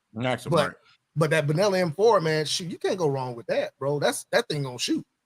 Do you carry what's that that Velcro shell hold on the side for my Benelli? Yeah, for your Benelli. No. Do you got the collapsible stock on it, or you just got the regular full size? It's the regular stock.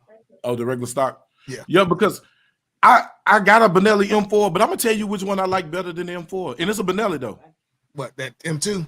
How you know I was going to say that? I know because those are the only two that go between each other. Either you like the M2 or the M4. One or the other. Yeah, man, that Benelli M2 is. If you don't hold it too tight, you don't have no problem. If you hold it too tight, you're gonna get a malfunction. But if you once you learn how to boom, boom, boom, boom, boom, boom, boom, and that thing is boom, boom, boom, boom, boom, boom. Man, well, the thing is about that Benelli M4 that a lot of people don't like is it's inertia driven. Yeah. So it's gonna push back. It's gonna push back. Hey, listen, you gonna have to have some meat on your ribs. You know what I'm saying? You're gonna have to hold that joker, boy. But that mug, boy. Hey, listen, I put a daggone a Trigicon MRO on that thing. Oh man, that's my favorite site. I put the green dot MRO on that thing. Oh, it's over. Hey, listen. Hey, I'm a surgeon with it, Jake. I'm a surgeon with it, Jake. Yeah, listen, boy, listen, man. That thing at 50 yards, I'm hitting slugs dead center. You know what I'm saying? People don't understand. That's them 1, 2, 3 ounce slugs, man. Hey, those things is deadly. That's devastating, bro. A rifle have nothing on it, man. Like, heck yeah. That's devastating, man. A slug, and man, like, and you notice something, these youngsters, and even if you look at the YouTube people, they don't like shotguns. Like, shotguns wasn't running stuff before everybody started toting their shotgun is the most devastating firearm that you can own, bro. Man, I still love my Mossberg 590. A1. Hey, shoot. Hey, I was gonna get Mossberg 590s for the department, but couldn't nobody find none.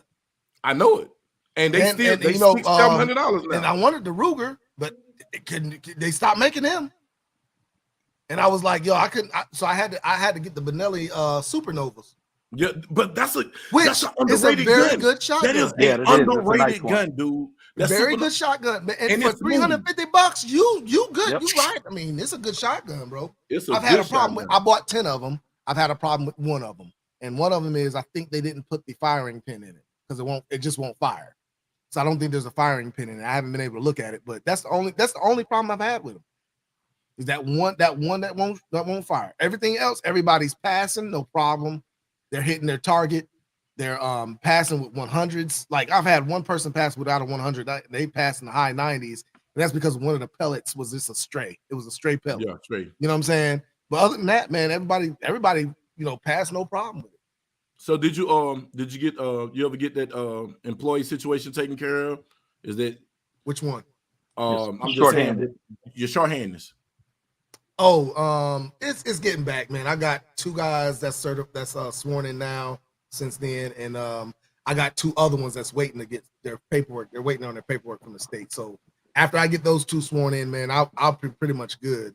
I still got a few positions open, but as far as me coming out having to work shifts, I ain't gonna have to do that. See, hey, that's a blessing right there. Because I'm gonna tell you, Ray is a Fed. He's on the CI watch list. Listen, he finna retire. He finna retire. You need you a good reserve one time because I'm telling you, he's gonna come to your city. Now look. That means I gotta move to North Carolina, man. And hey, this is a great state, bro. That's not for real. It's beautiful. Not on my state. It's not on my list. Great state, bro. It's beautiful, bro. I mean, I'm right up the road though. Hey, look. So he invited you to come shoot, bud. You come up and shoot. I come down. You with it? I'll come down. I mean, I'm. Are you coming down for the meetup? Are you coming down for the meetup? No, I'm not gonna be able to, man. My wife got to. Who's meeting up? Man, we was meeting up at Deer Meats down there in Mississippi, bro. Mississippi. When y'all supposed to be doing that? The weekend of Jay the Shooter doing his event. Oh, I got invited to Jay and Shooter's event. And I'm not in the place where I can take any time off right now. If I do take any time off, it's gonna be with my girls. You know what I'm saying? Because they ain't got no time with that in here lately. So dang, I know you've been working like a Hebrew since I came down to Goldsboro, man. I know you've been working, man. When I called you, that's why I was like, man, I'm in your town. Like, what's happening? Yeah, but I couldn't get away then. I was really wanting to get away, man. Come and see you, man. But I couldn't get away. I've had people tell me they're driving through, and at the time, man, it's just, I met up with $2. He was at one of my truck stops in my town, so I met up with him. But he had to wait for me for a little bit for me to get over there. You know what I'm saying? Because I just got so much stuff going on, man. Being the chief is a lot of paperwork. What you say? You off 85? Yeah, I'm like I got my town has two exits on 85 south going either way. Right in Rowan County. If you go 85, right around the 70, one of them 79 and the 81. I think it's 79 and 81. What city you in, Diesel? East Spencer. Mm-hmm. Yeah, that's who I was talking to. Remember, we was coming back from North Carolina. That's who I was talking to. Yeah, that's when I said my police partner, like that Diesel, YouTube brother. Like, don't say that out loud. Bug, you in the wrong circles be saying police friend now. Come on, man. Now, let me tell you something. Listen, all my criminal friends, all my police friends know one thing: I don't mix company. And just because you're a criminal, don't mean you the police. That don't got nothing to do with nothing. And Bug ain't in the middle. I like all y'all the same, and I'm not gonna choose one over the other. So if y'all I'm not gonna put you in the same vicinity because y'all have no business together. Unless he got some information that's gonna save your life, or you got some information that's gonna save his life. Right. But other than that, man, don't listen, because I tell everybody now, I am no longer a criminal. I am no longer a thug. I am nobody. I am like Charleston White. I'm calling Diesel on you. And then if I want you to get him, I'm calling him. Listen, that's the Popo. But when I call one time, calling Ray, he getting you out of here. Hey, bro. One time gonna get you out of here. I need you. I'm gonna have to talk to you after the show. But because I got my mind is thinking about something that we can do. So I'm gonna have to holler at you. I'm gonna have to holler at you on after the show. Yeah, man. But listen, we've been on here for an hour and 45 minutes, and I was really not wanting to be this first show to be this long. Hey, it worked out, bro. It worked out, man. This is good. Look, anytime you get Bug on, it's gonna be a long show. Right. What you trying to say? Hey, he got a dyke body and he talked like a woman. You know what I'm saying? So that's all night. Oh, we on that Diesel. See, I tried to let you saying, bro. I'm just saying, man. It's all good. I'm gonna take my lick. My turn come. Don't you cry. Because I'm coming. But I know you coming. Trust me. I know how y'all get down, brother. So just know that yeah. Remember that day we had that? Listen, you remember that when we had that roast session? Oh, yes, sir. Beautiful. That was a good time, wasn't it? And do you know what I hate? What? You know that they scrapped her video on it. Why? YouTube. That 24-hour live, that is one of the... They scrapped her whole 24-hour live? Man, ask her, bro. Where's I ain't been seeing her on. She all right, man. She all right. Everybody been working like... Right. YouTube done I know what she job now. Yeah, I know. That's why I say I told you, man. I can't. It ain't fun. It used to be fun. Right. When it turned to work, when you start seeing that's why I haven't been posting. That's the problem, because when you start seeing them checks, when them checks start coming in, and you start seeing that money, and you forget about how hard it was, you just see that daggone check, man. I'm telling you, when I saw my first $3,500 check, I was like, oh, we own it. Oh, yeah, but it takes up your time. It takes up way too much time. Bro. It takes up. When I look the at time it takes up, don't benefit the the scales are when I unbalanced, think man. about what I did that 30 days to get that $3,500 checks, I never want to work like that. I can't work like that because that was before I even got back into law enforcement. That's when I was sitting at home not doing nothing. All I was doing was different. That's different. Yeah, no doubt. When you're running companies, you working, you dealing with grandkids, you dealing with kids, man. You don't have the time, bro. I see Ray, man. We be talking, bro. Ray will be at work on the computer. Then if they got to send him out in the field, like the dude don't have time. When he do get out of work, he talked to us 2-3 minutes. He finna go to sleep, right? Because he got to be right back up. I'm doing 12-hour days, man. Sometimes 5 days a week. Right. You know, right. So yeah, that's what I was doing. Like I would have to come in and work 12-hour shifts Monday through Friday, and then I would come out and get called out on the weekend. Like I just got a text for me to come out today, and I told him I wasn't coming. You know what I'm saying? Because it ain't nothing I need to come for. So. But anyway, like I said, guys, it's been an hour and 50 minutes. I really appreciate everybody coming. Make sure you hit that like button. Make sure you subscribe to me and Tackleberry Bug. Y'all gonna see him again on a few other my lives. I got some things cooking in the mind for my man Tackleberry Bug. Ray Official, I appreciate you coming over, brother. No problem I think this at is my first time meeting you, ain't it? Yeah. My first time meeting you. Hey, That's listen, a good brother, man. What I do on my lives, man, I'm gonna make it. I'm going. Even if I have a guest on, I'm gonna have people coming on up and asking questions and stuff like that. I'm gonna make it open for anybody to come on. It might not be open from the start, but it's gonna get open eventually. All right. So y'all just look out for it, man. Sundays at 4 p.m. It's the Popo Show. Appreciate y'all coming, man. Hey, ex-criminal on the Popo Show. Because I'm a citizen now.